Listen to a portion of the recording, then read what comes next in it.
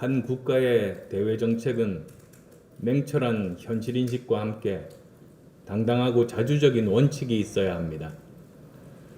유연하고도 현실적이어야 하지만 국가 기본에 관한 것은 하늘이 무너지고 목에 칼이 들어와도 지켜내는 것이 정상적인 자주국가의 모습입니다. 특히 국가를 구성하는 영토가 침해받고 국민의 생명과 안전이 위협받고 있는데도 정부가 주권을 제대로 행사하지 못한다면 그것은 제대로 된 국가가 아닙니다. 그런 차원에서 정부의 무모하고 의심스러운 국적법 개정 시도를 철회할 것을 다시 한번 강력하게 요구합니다. 얼마 전 저는 SNS를 통해 사실상 특정 국가 출신에게만 특혜를 주는 국적법 개정안에 명확하게 반대한다고 말씀드렸습니다. 이것은 저만의 생각이 아닙니다. 지난 28일 마감된 국적법 개정 반대 청와대 청원에 31만 명이 넘는 국민들께서 동의하신 것에서 보듯이 많은 분들이 정부의 국적법 개정 방향에 분명하게 반대하고 있습니다. 지금 정부에서 추진하고 있는 국적법 개정은 한마디로 목적이 의심스러운 위인설법입니다. 만일 채용 공고를 내면서 사실상 특정인이나 특정 학교 출신만이 채용될 수밖에 없도록 조건을 정한다면 그건 공채가 아니라 채용 비리인 것과 같은 이치입니다. 국적법 개정은 단순한 법 개정이 아닙니다. 어떤 사람을 대한민국 국민으로 받아들이고 인정할 것인가 하는 대한민국 정체성의 문제입니다. 한마디로 국가의 근간과 관련된 문제입니다.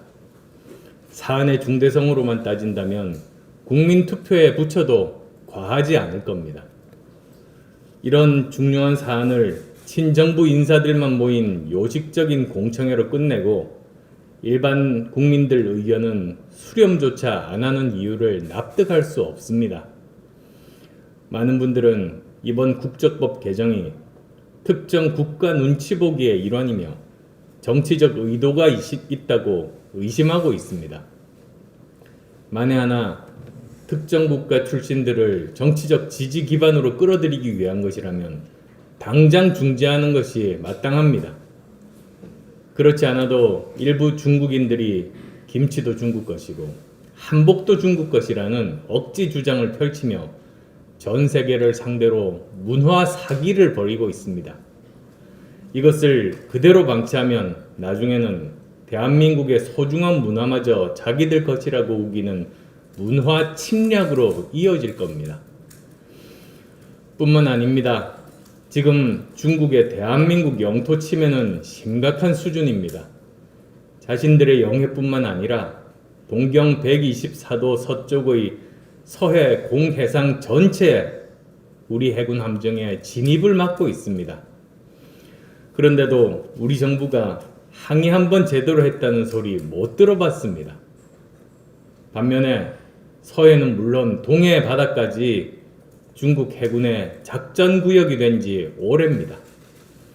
강력하게 경고하고 말을 듣지 않을 경우 단호한 군사 방어 조치를 취할 수 있어야 제대로 된 정부 아니겠습니까?